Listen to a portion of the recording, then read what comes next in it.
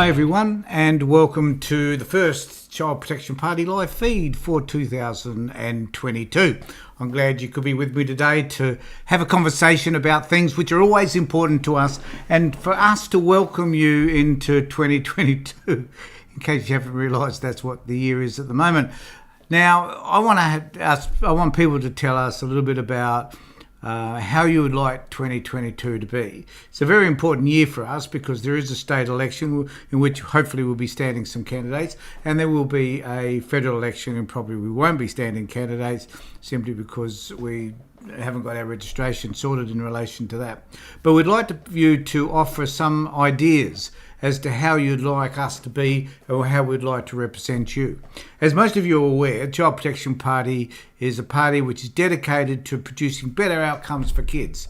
So the kids have better opportunities with their lives so that they can develop into appropriate adults and contribute to society in a meaningful way. So this is what CPP is about, and we'd like you to contribute to us in a way whereby you're offering ideas to help us, where you can get onto our executives and help to be able to make decisions that are going to impact you. So find a way to join us so that we can become the sort of political party and the influence that you would like for this particular year. The point is that we are genuine about what it is that we tend to do and how we wish to impact outcomes for kids. We're not in this for the short term, we're in here for the long term, and this particular year is going to be an exciting year for all of us, and we want you to get involved with us. I've got an example in a moment as to where we're heading for this year and some of the things that perhaps we need to focus on. As an organisation, we need to ensure that we have enough candidates to be able to stand for all the for the upper house here in South Australia and for any other state elections that there might be throughout the year. And we are considering perhaps an opportunity to do that federally if we can get our registration up to date and if we can have more and more people involved. So we're asking you to get involved with us so that we can have the political party that you need that gives you the representation that is required.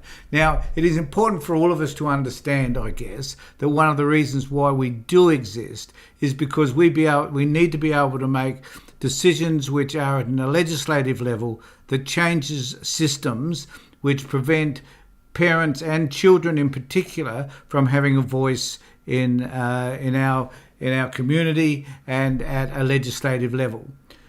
The voices of children are important, and as I've said many, many times, it's really important that we find a way to be able to provide that voice. We believe that we do so through our live feeds and through our YouTube videos and through the work that we do within the community and for listening to what you have to say. We report to you on a weekly basis all the issues that concern kids, not just in the child protection system, but also in the wider community, in terms of disabilities, in terms of education, and so forth. So we're here to represent you in the best way that we can. So become a part of the Child Protection Party and donate to us in particular, I guess, so that we can afford to do the things that we need to do for you. But one of the issues that I'm going to talk about today is something that came out recently in one of the newspapers that I thought was important that we find some time to address. And this particular issue is about Indigenous kids. Now, we've been fighting for the rights for Indigenous children to have a voice for a long, long time. At the Child Protection Party, we haven't developed an actual Indigenous policy because that's not what white people should be doing for Indigenous people, and we have invited some Indigenous people to contribute in this particular area, and that's under development at the moment. But it is important for us to focus on where this system is, what it does, and how it impacts children in particular. The child protection system is a focus of ours, of course, but also so it is with regard to other systems, the education system, disabilities in particular. Youth suicide is an issue for us. So these are all issues which impact kids and consequently impact parents. Now, the point I want to really make today is that kids don't vote. You vote, and your vote is going to determine whether kids have an appropriate voice within the parliamentary system or not through us. So remember that if you've got a child and you're concerned about the outcomes for that child, whether it be through the child protection system, whether it be through issues such as education, getting a fair education, learning disabilities and whatever, or whether it's also about maybe even higher education for your kids, the opportunities to get into that, about free education, being free right across the board into universities and so on. That's an issue that concerns us as well. So get involved with us to be able to help us to better understand what you want and to elect a representative so that we can represent you in Parliament. That is most important. Now, one of the things that we are going to do throughout this year, particularly for the next few months, is put pressure on the government to be able to change the system around child protection so that kids that are placed in care are cared for appropriately, and so that families whereby they may have some issues may be able to have those issues addressed so the kids aren't removed from them in the first place. That's really important to us, and I'd like to hear what you have to say about that. This is a really important year. It's an important opportunity in terms of the election, and it's important in terms of us developing our policies that best fit with the things that you want. Now, there is an inquiry into foster care and kinship care this year. We're certainly supporting all the foster parents out there and the kinship carers who believe that the system is not adequately supporting them. The issues that we often find in relation to foster parents particularly are issues which parents encounter in the child protection system generally.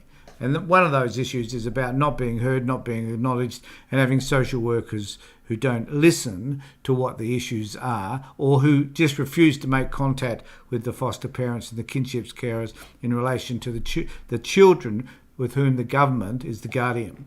So these are issues that concern all of us. The other issue that, well, not an issue, but the other point that I want to talk about is that I'm putting together a documentary which has, we've accumulated last year a whole host of interviews with parents and other professionals, and we're putting together a documentary which should be completed within the next 4 weeks. And we want to make that available to you as well. We'll have a special launch, I think, around that when that becomes available.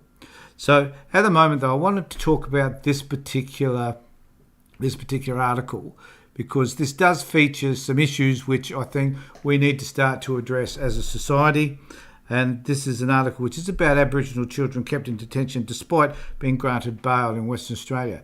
Now, this is an issue that concerns all of us because this is about a child protection system that disregards the rights of children, the United Nations Convention of the Rights of Children to start with, and just human rights in general. And even though we are talking about Indigenous kids, which is a concern, it is also about other kids. It's about the attitude that the department takes to all kids, and that the abdication of their responsibility around the welfare of children.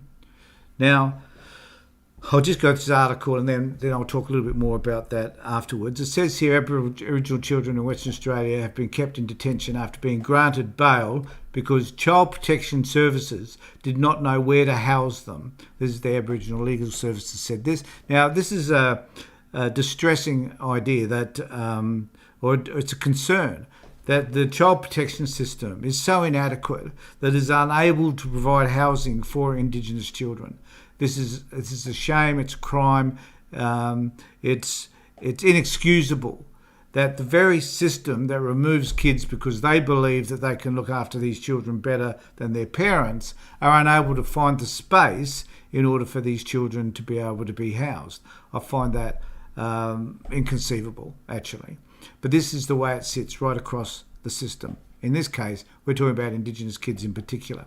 The Aboriginal Legal Services of Western Australia wrote to the State's Minister for Children, Simon McGurk, as well as the Attorney General and the Department of Communities this month, saying it was a grave concern that the department had failed in its duty to find suitable accommodation for children who had been caught up in the criminal justice system. You know, and part of the issue here is about the inability to be able to provide a system which considers and takes into account the cultural differences that sit with Indigenous communities, and for those communities to be able to work out for themselves how they would like their communities to function that best looks after their children. They've been looking after their kids for 40,000 years or so. So or more. So they do have some understandings about what is in the best interest of their children, and they do care about their kids just like everybody else does, and that they need to find a way to be able to care for and nurture their children, as opposed to us as a white community taking those children from their community. Goes on to say, children cannot be released on bail unless an adult, usually a parent or a guardian, accepts responsibility for ensuring they comply with any bail conditions, including turning up for any future court dates. If a child is in the care of the state is their guardian and must sign the undertaking. So this is where the state is abdicating their responsibility around looking after the very kids that they have removed from their families. As I said before, this is common. This is not just about Indigenous kids. It's about the way the state treats children generally and how they disregard the rights that the children have to be cared for and to feel secure. ALSW's Director of Legal Services, Peter Collins, said the department's decision not to sign the bail undertaking was contrary to the state's obligations under the Children and Community Services Act, which requires the department to, quote, regard the best interest of the child as paramount consideration. And one of the primary issues for me over the years working with families where the kids have been removed is that the department often disregard the rights of the children, and yet they're the ones that have removed these children from their parents because they believe that that the parents have not been caring appropriately for these kids. So every one of us should be concerned. Now, the reason why I brought up that particular issue is that we as a... I'm just trying to see the comments here. I don't know if anybody's made any. But if you'd like to comment about the way you view any of this, please let us know.